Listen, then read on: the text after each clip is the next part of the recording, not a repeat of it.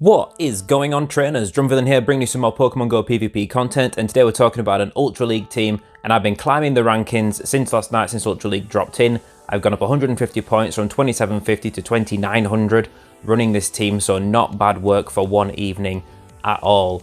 Now, you might recognise this team or the lineup. It is a shuffling of the team I used to hit Legend rank last season in the Ultra League, which before was Talonflame on the lead and then Scrafty and Cresselia in the back, whereas this time we're running Scrafty on the lead and then Cresselia and Talonflame in the back, because we're finding that there are more things that counter Talonflame on the lead. We're finding that Scrafty is winning more leads in general than Talonflame, so I figured I'm going to switch it around to this way, and I'm going to show you guys some battles of the climb I went on last night to show you how the team works, and you can judge for yourself as a team you want to try in the Ultra League, especially if you're not interested in trying the Willpower Cup, which I know is pretty contentious.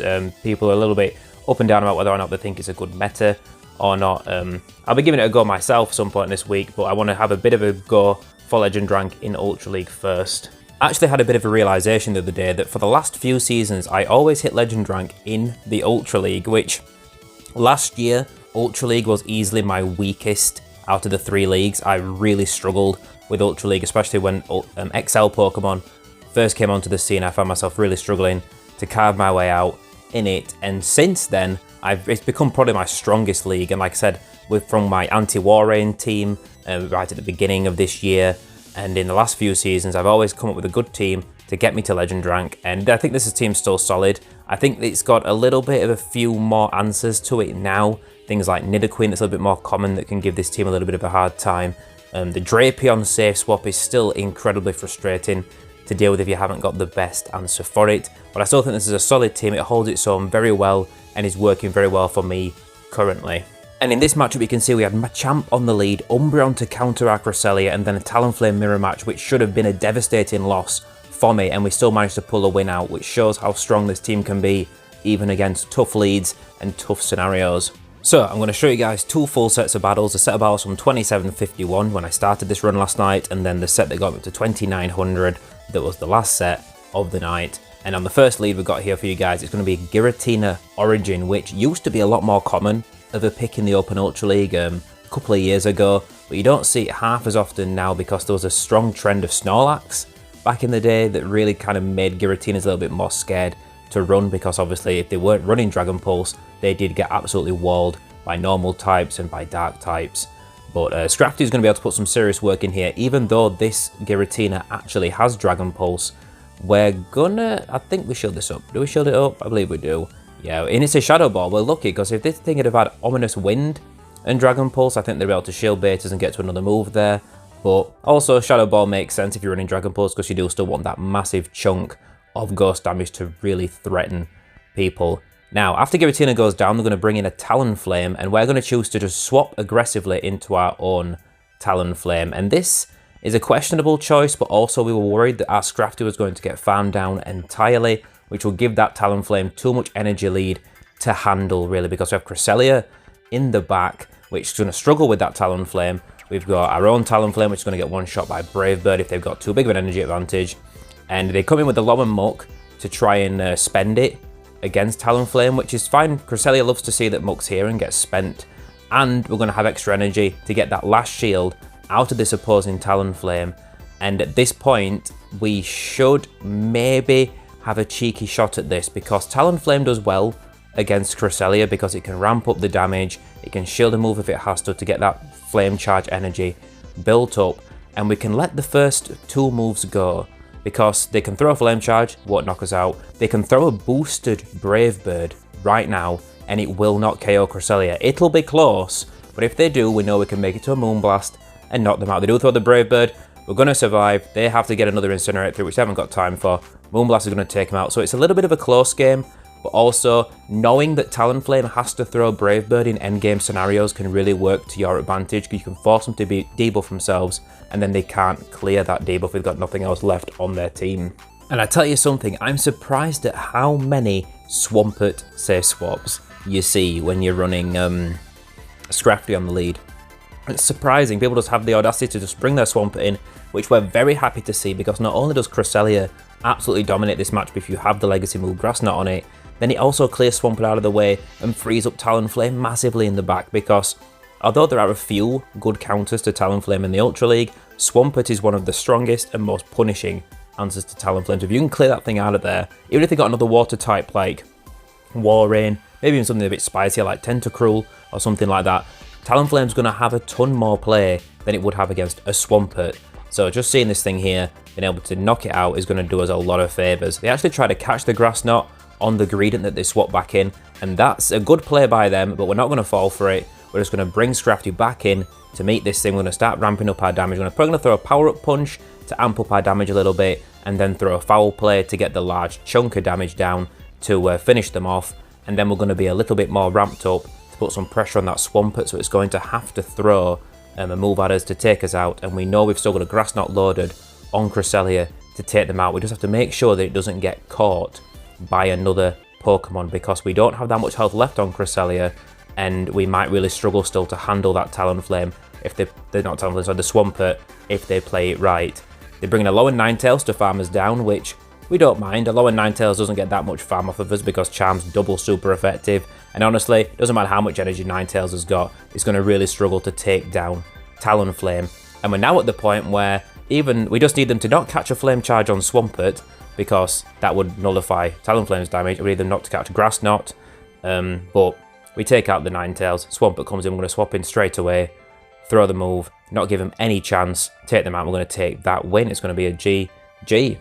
Now, given that game was a very hard counter for us, you know, like we had Scrafty on their Gradient, Cresselia into their Swampert, and Talonflame onto their Ninetales, so very, very punishing for the opponent, and good on them for giving it a good go. And like I said, trying to catch the Grass Knot on the Gradient would actually have been devastating in that game if they'd pulled it off, so that was the right play on their part to go for that. But this next matchup, we've got Nidoqueen on the lead, and we're just going to say swap into Cresselia and see what this opponent's going to choose to do. I actually recommend, if you see a Nidoqueen lead, I don't recommend you swap out straight away. Maybe take one Poison Fang, maybe throw a foul play, and then swap out, like, just to clear that debuff, because a lot of Nidoqueen's pressure comes from racking up the debuffs, that buff Poison Jab damage adding up. So clearing the debuff, swapping out, and keeping the opponent on their toes a bit helps stopping them maximise Nidoqueen's utility. We're hoping here for a Poison Fang. If it's Earth Power, it will take us out, and it's going to be the Earth Power, finishes off there. So we're in a one shield scenario. We've got a healthy Scrafty, healthy Talonflame, but neither of these are very good answers to Nidoqueen. We're just going to bring Talonflame in here and try and put some work. I'm going to let this go, explode just a Poison Fang. We're going to throw the Flame Charge instead of the Brave Bird. We're assuming they're going to shield at this point. Then we might swap into Scrafty. No, we're going to stay in. Okay, that's fine, because they've got no shields now, so we can shield this up, throw a Flame Charge and take them out, but we need them not to catch again, and they do. They catch on Scrafty. That's going to be very, very punishing for us, because we can put some damage on this thing, but we are going to have to throw energy to take out this Scrafty before their power-up punches and amped-up counters, as a result, take us out, which means we're not going to be able to store up an overpowered foul play to take them out, and potentially, you know, we're going to get quite low here. We've not got enough energy to get to the foul play, and they're going to CMP tires on the foul play, going to finish us off, and that's going to be a tough game. It's going to be a GG to the opponent. They played it pretty well, because Talonflame's not got the health left to put any extra work in. Them catching the the Flame Charge really worked out well for them. And again, that's one of the best things you can do to play around Talonflame, is redirect those charge moves, because they are easy to catch, because Incinerate is such a slow, fast move. Now, you might be thinking, oh, Trevenant, what a good lead for you. And it's like, I wish Trevenant was as good a lead for Scrafty as it's perceived to be, because Trevenant can put so much work in this matchup. Just watch how this thing plays out. Now, they are going to catch, actually, swap out. There's a couple of matchups where the Trevenants stay in and just go for Seed Bomb spam, and it really adds up. Like, Trevenant can easily force a shield in that matchup, which is crazy. It's absolutely nuts how strong Trevenant can be in most, even negative matchups. You really need, like, the tankiest of the dark types, like Umbreon and Mandibuzz, to really shut down a Trevenant. Otherwise, everything else gets kind of threatened by the moves. Now, fortunately for us, they do swap out to catch on a Sylveon, which means, I don't know, I might expect a Charm save swap implies they might be running double Charm in the back. But with Trevenant on the lead, surely that makes them super weak to Talonflame, so I'm not really sure what to think about that. But I'm going to bring Scrafty back in here anyway, because we don't really want Cresselia lined up with this thing. And you can see here, these seed bombs are really starting to put some work in. We're going to have to shield up to get this foul play off. And it's not going to be enough to KO if they do let it through. And Trevenant catching, sorry, the opponent, not the Trevenant specifically, but the opponent catching a foul play on the Charmer is going to make a big difference in this matchup because it's not dominant enough for you to really be able to afford to lose that much energy. And it happens again. They catch on a Swampert. And at least the good thing here about Swampert is we can bring in Cresselia. We're actually going to stay in here with Scrafty, rack up a little bit of energy. We were hoping to either pressure them to throw or get to a whole nother foul play and store that before we swap out. But the plan here is we're going to go to 100 energy because Cresselia is going to struggle against Trevenant. Trevenant's fast at gaining energy, fast at throwing those hard-hitting charge moves. We're going to go all the way up to 100 before we throw the Grass Knot because then we want to be one fast move away from the Moonblast so that Trevenant has to throw and leave itself so energy dry that Scrafty can definitely get to a foul play because we get to this Moonblast, the Trevenant is low enough that this will KO, and they do let us get to it. It's going to be close. If this is a particularly bulky Trevenant, it might be closer, and they do survive it. We swap into Scrafty, get the counter through, take him out. GG's, close game, all thanks to the opponent managing to catch 2 foul plays away from that Trevenant, which is very, very good play from them, but not quite enough to take them the win.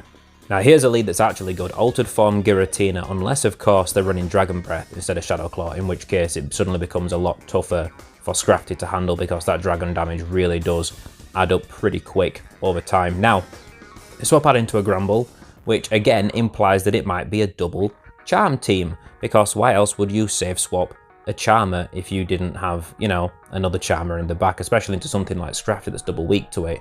Now, we had to spend a shield against a Crunch because Gramble is a good fairy type for the Ultra League. Crunch and Close Combat as charge moves are really, really punishing against most of its counters.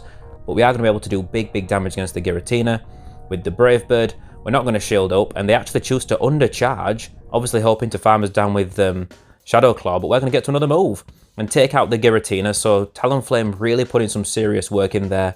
They've got the Sylveon in the back. There's the other Charmer. Once we bring in Cresselia, they realise that they can't win, and they're just going to surrender there. It's going to be a good game. So 4-1 in the first set is a great starting pace with this team. I had one negative set, like 2 wins and 3 losses, and then a couple of other slightly positive sets, which then led me on to this set.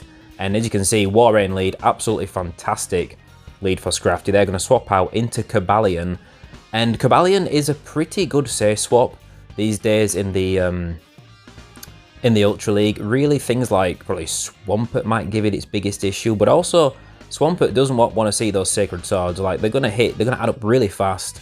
I think Cresselia is a pretty good answer to the Swords of Justice in general, just because that Fairy Moonblast is going to do a nice big chunk of damage. You're bulky enough to take the Stone Edges, and Cobalion's best move, and Virizion and Terrakion as well, the Sacred Sword, is going to be resisted, so they can't depend on that for that relentless neutral damage output like they can in a lot of matchups. Like I said, things again like Swampert that are going to come in to try and counter the Steel typing on there. But Cresselia's going to be able to comfortably farm this thing down with a little bit of health, so the opponent can't farm up too much energy. We've got 2 Grass Knots to dump into this Walrein, so we're in a very strong position right now. We're going to get this Walrein fairly low, so unless they've got something that really hard counters both Talonflame and Scrafty in the back, we're looking pretty good for the rest of this game. We're going to bring Scrafty in. Are they going to swap out? Are they going to throw moves? They're going to throw, so no, I'm going to let it go. Yeah, that's fine. There's a good chance they have an answer to Scrafty in the back if they've got Walrein on the lead, and it's Trevenant, which actually struggles with both Scrafty and Talonflame. So we're in a pretty strong position here. We're going to show the potential Shadow Ball because that's really something that Talonflame doesn't want to take, as bulky as it is. Once we showed up the Shadow Ball, the opponent realises they're kind of stuck, and they're just going to surrender the game there. GG. If the opponent had landed that Shadow Ball and then farmed us down entirely and had a flurry of Seed Bombs to unload on Scrafty, we might have been in a bit scarier of a position for that end game, but shielding up that Shadow Ball really cemented our winning position there. Next game, Deoxys lead, and Deoxys into Scrafty is such a weird lead because you're weak to the fast moves and the counters do add up over the time, but also you're resisting the Rock Slides, and most Deoxys in the Ultra League run Rock Slide for the Talonflames and they run Psycho Boost for everything else. So Scrafty resists the charge moves, and your super effective charge move against them, but they're resisting your fast move. And I found that most Deoxys swap out when you get to the foul play and try to catch it on something else, and oftentimes it's a Scrafty actually, as they tried to do here. and we're not going to we're not going to fall for it, we're not going to throw the energy, we're going to swap into our Cresselia because the Moonblast is going to be devastating, it's double super effective, so we can control switch advantage here. If they swap into something like a Drapion, and you've got Cresselia in the back, I recommend you staying with Scrafty against the Drapion or Skuntank because Scrafty can deal with that scenario quite well, and then Cresselia is still a good answer to Deoxys as well. The main thing I recommend is keeping Talonflame away from Deoxys because, like we said, that Rock Slide is going to be absolutely devastating. And this guy's got Ninetales in the back, so saving Talonflame is a very, very solid shout for us here. We're going to be absolutely able to dominate this end game again. Deoxys has to throw energy into us to take us out. We're probably going to throw this Flame Charge, and we're just going to keep throwing moves, get the shields out of them. The second the switch timers back up, if they've got energy, we're going to shield this up. We've got 2 shields, why not shield this up? We're going to shield it up, and when we get a chance, we want to swap back into Scrafty because they've got a lot of energy here, and we want to tempt them to dump it into Scrafty. The energy is much less valuable against Scrafty than it is against Talonflame. So we want to get in here, catch a move, just make sure we waste some of this energy on them, maybe force that last shield with a foul play. We're actually going to go for a power-up punch, which is a bit of a risky play, but also this puts pressure on them because they're that low. They're reaching the point where we can just shield up a Rock Slide and farm them down with one single Incinerate. So it doesn't really matter that we're throwing power-up punch, it's still a safe-ish play here. At this point, we're just going to farm them down entirely, and that's going to be a good game. Okay, right, next matchup, and against our Scrafty in the lead, we've got Registeel. Now, Registeel is a very strong pick still in the Open Ultra League. That Zap Cannon, even though getting a slight nerf to its attack drop chance, is still a very strong move. Focus Blast is something that your Scrafty is not going to want to take, but you can survive one if you have to.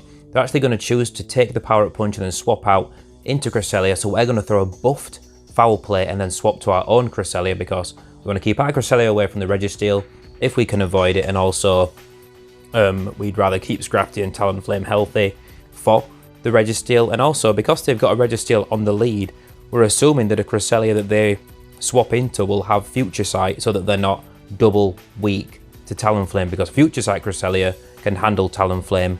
Okay, it has a much stronger matchup than if you've got Moonblast and Grass Knot, and the fact that this Cresselia is just spamming Grass Knot really tells me that it has Future Sight as well as Grass Knot, so definitely the right play to bring in our Cresselia rather than Talonflame. I can choose to swap out back into the Registeel, so we're just going to go ahead, throw a Moonblast into them and wait for them to throw a move. We want it to be Energy Dry or close to Energy Dry before we swap back into Scrafty and start putting some work in again on this thing. We're probably going to go straight for the power-up punch again as soon as we get to it.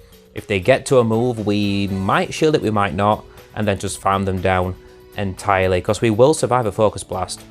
This is probably a Zap Cannon because they know we're likely to shield it, which it does, and we do. They don't get the attack debuff, that's completely fine, really, really good for us. And there's a Gyarados in the back, so Talonflame is suddenly looking a little bit nervous about this end game because Aqua Tails from Gyarados are something it really doesn't want to see. There's like zero pressure from the Incinerates against a Gyarados because although it's quite squishy, it can take those fast moves pretty well.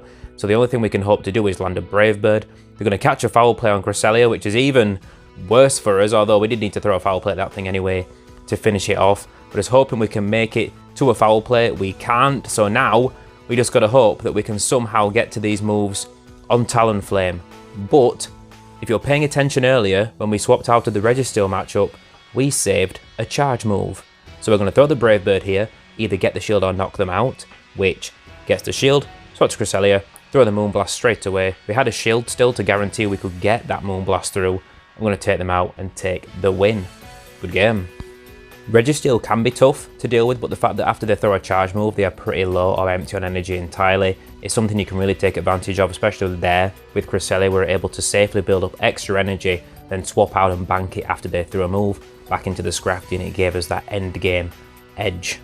Right, Talonflame lead. To someone who is running a different team, this might seem like a bad lead for Scrafty. For someone who's running a Cresselia with Moonblast and Grass Knot in the back, I class this as a good lead because it just keeps it away from Cresselia. And also a lot of Talonflame leads are hoping to catch things like Cresselia on the lead. We're going to shield up the Brave Bird, which is very nice for us. We're just going to throw this foul play here and either get a shield or take them out, which they're going to let it go. So we go down a shield, get switch advantage. They're going to bring in Trevenant, which Trevenant is... Our Scrafty's pretty healthy here. We're going to put some work in with these foul plays. So they've got they had Talonflame on the lead, they got Trevenant in the back. There is no way that their third Pokemon can handle Cresselia, right? There's just no way. They're running 2 counters to Cresselia here, and Scrafty is able to put a bit of work in, get that shield back, and Trevenant's got a throw here to finish us off.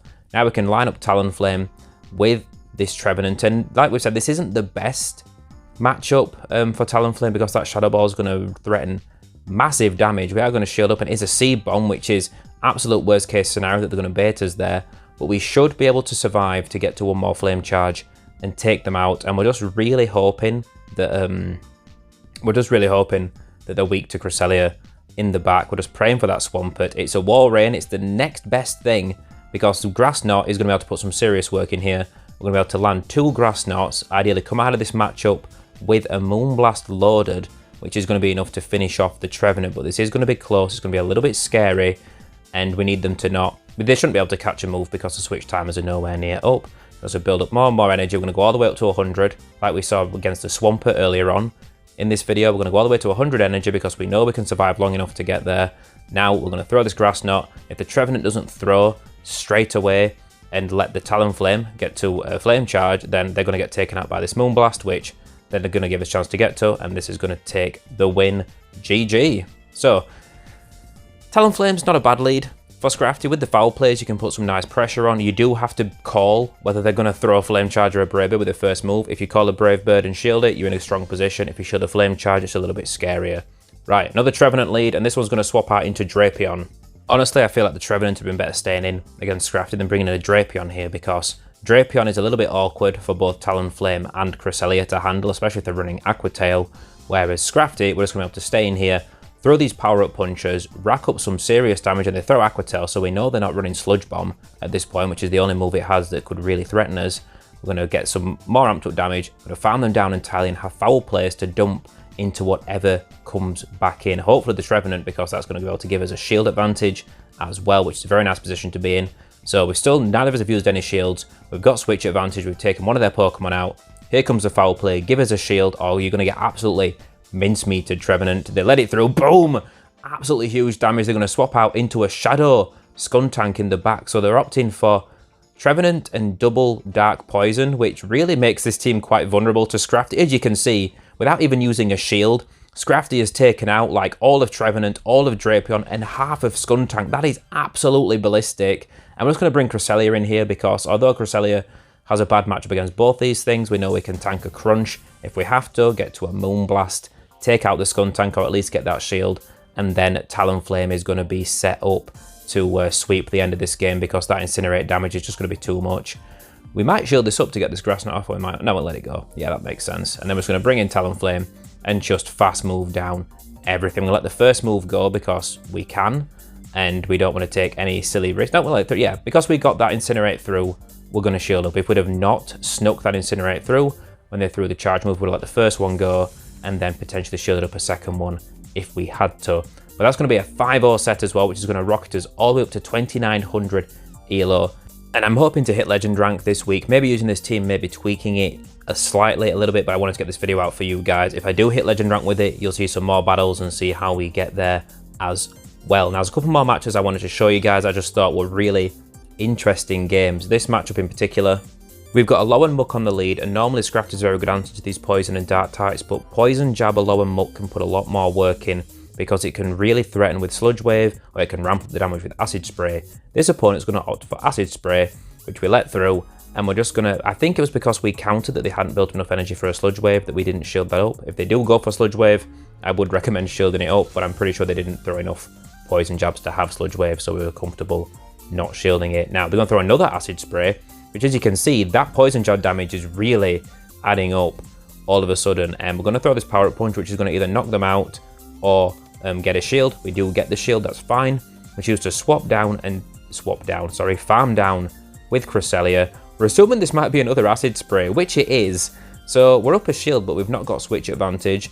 And they bring in a Jellicent, and we swap out blindly because we were a little bit worried about Cresselia having that double defense debuff. It really is devastating in a lot of matchups for any Pokemon to have a double defense drop. And we're just going to go for Brave Bird. Since we've locked ourselves in here, we're assuming the Jellicent isn't expecting the Brave Bird, and we're just going to go for it. We're probably going to shield this up and throw another Brave Bird. Since we've got the energy, we want the shield, or we want to absolutely annihilate this Jelly Boy and then see what they've got in the back. We almost take them out. Are we going to farm them down? They swap out, preserve a little bit of health on the Jellicent, and they've got a Tentacruel in the back. We're going for another Brave Bird. We're already debuffed into Oblivion. Throw out the Brave Bird, we get the shield.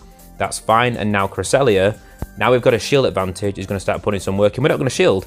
And they go for Acid Spray. Every single Pokemon on this opponent's team, it's just going for debuff moves. The Jellicent going for the Bubble Beams, Muck going for the Acid Spray, Tentacle going for the Acid Spray. But we've kind of noticed the pattern by this point. By the time the Jellicent had just been throwing Bubble Beams, we realised maybe they're just going to keep throwing debuff moves on everything. And the one time we shield is when it's a Scold. The opponent must have been absolutely fuming that we shielded that move at that point, because we just let everything go through. And if we'd have let any other move go through that wasn't an Acid Spray or a Bubble Beam, we'd have been in a much worse position in this game. But we're going to choose to catch. We catch on Talonflame. If this is a Scold, it's going to absolutely secure this match for us. It is.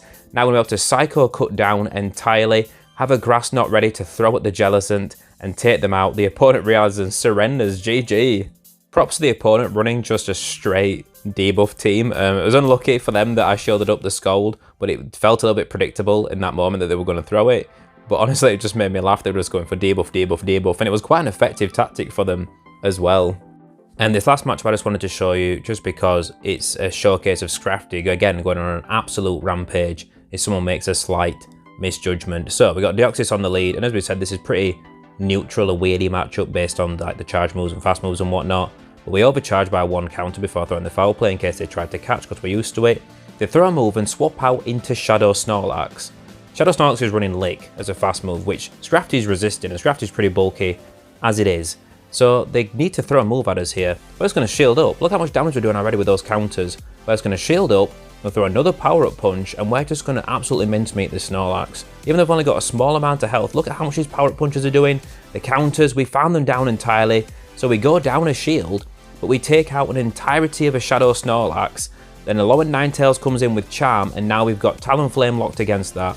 Cresselia to handle the Deoxys, and this game is absolutely already in the bag. There's nothing this opponent can do. They really should have stayed. I think with this staying with Deoxys, they'd have had much better potential to control switch advantage. Then they could have maybe had Snorlax against our Talonflame and Ninetales against our Cresselia, and it would have been a bit of a closer game. But let the lesson be learned: do not swap a Shadow Snorlax into a Scrafty if it has more than a sliver of health, because that Lick farm down is much harder to get than it looks. And Scrafty can put some serious work in if it's just got a shield to shield up one of those body slams. You could see it absolutely decimated the Snorlax, and it's really cost his opponent heavily. So that's where I'm going to leave this video. Let me know what you think down below of the team. Hit the like button if you enjoyed the video. Don't forget to subscribe if you're not already. Do all the algorithm good stuff, and I will catch all of you absolute legends in the next one. Bye.